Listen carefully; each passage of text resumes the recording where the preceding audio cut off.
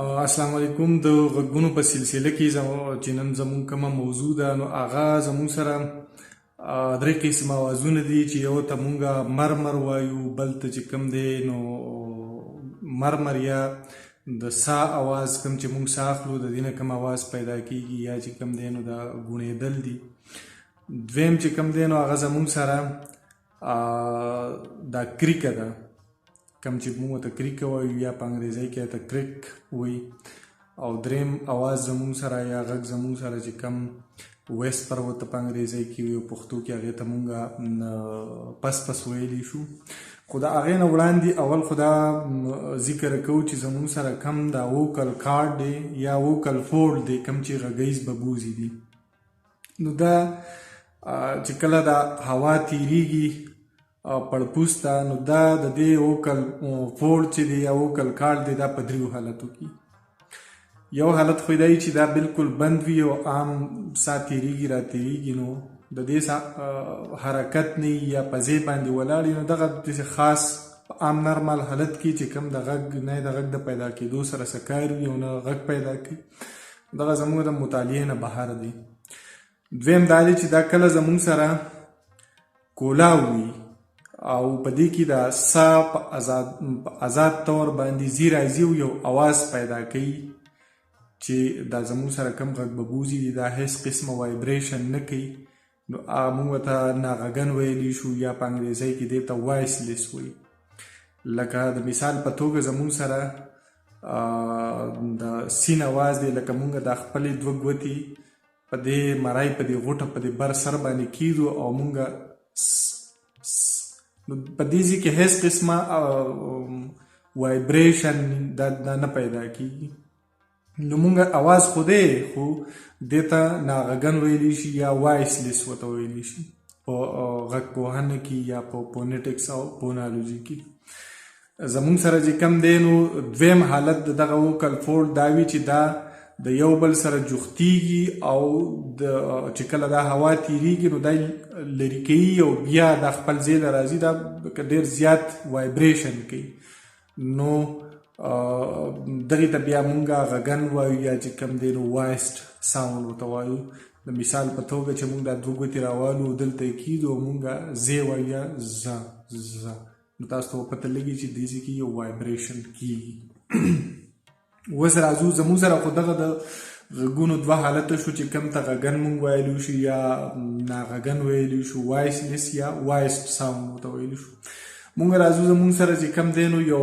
مرمر ساوند دی په کوم کې چې مونږ یا لکه دا لږ په تیزه تیزه ساه اخیستې کیږي چې اواز خو نه وي خو کم ته چې مونږ د بریتي یا د بریتینګ چې کم د ساه اخیستو دا تیز تیز اواز دی، په دې کې زموږ سره دا غږ ببوزي چې دی نو دا په نارمل حالت کې وي، بیا هم دا کله یو ځای کېږي خو دا هوا په دې کې تیریږي او دا یو قسمه اواز پیدا کوي، یو ساوند پیدا کوي چې دغې اواز ته مونږ یا خو د ساه اواز ویلی شو یا دې ته مونږ دا ګونېدل غونته کې چې رو وي نو دغې ته ویلی شو. دا زموږ سره چې کم دی نو دا مرمر ساوند دی. دا مرمر ساوند چې کم وي نو په دې کې د یو خو د عام ساه اخیستو اواز دی، د ساه اخیستو رفتار دی چې کم په دې ووکل فورډ کې دی نو دغه ډېر زیات کم وي او دا په دغې باندې مطلب بند وي. یو بیا د نارمل حالت نه کله چې موږ غږ پیدا کوو، کله خبرې کوو، کله اواز پیدا کوو نو د کم قوت چې پکار دی د ساه تیرېدو دپاره دا د نارمل حالت نه لږ کم وي. په دغه صورت کې دا زموږ سره چې کم یو اواز پیدا کیږي نو یو خو دا د ساه اواز ورته مونږ ویلو شو، دویمه دا ده چې دا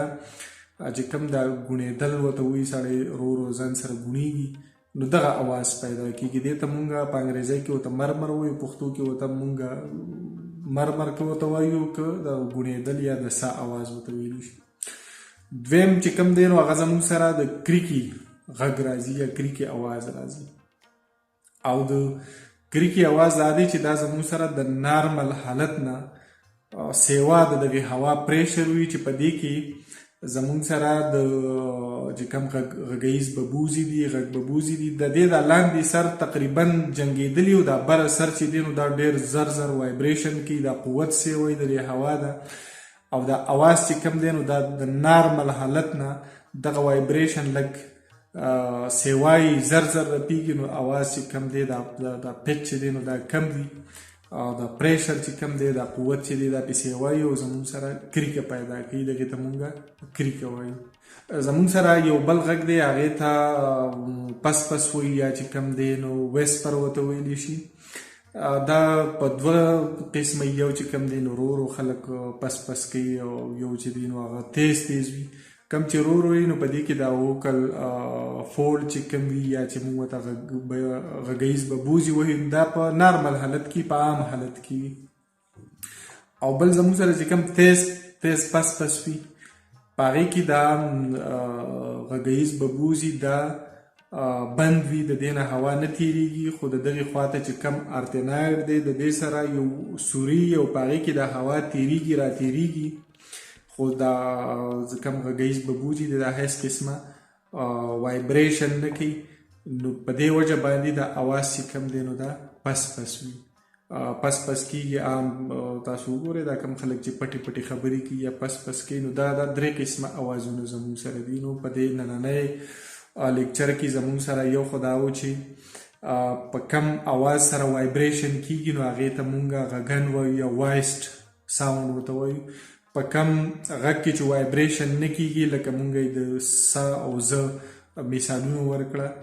نو چې کم وایبریشن کوي هغه زموږ سره چې کم دی نو هغه وایس دی او چې کم نه کوي هغه زموږ سره وایسلیس دي. د دې نه پس زموږ سره مرمر دی چې هغه د نارمل حالت نه د هوا د قوت په شا باندې چې کم دی نو لږ کم قوت وي. په دې په وجه باندې زموږ یو خو یا د ساده اواز دی چې د عام حالت نه لږ تیز وي او یا چې کم دی ګونېدل دي. دریم دا دی چې دا کریکه ده نو کریکه په دې کې دا پریشر دومره زیات وي د هوا ده چې د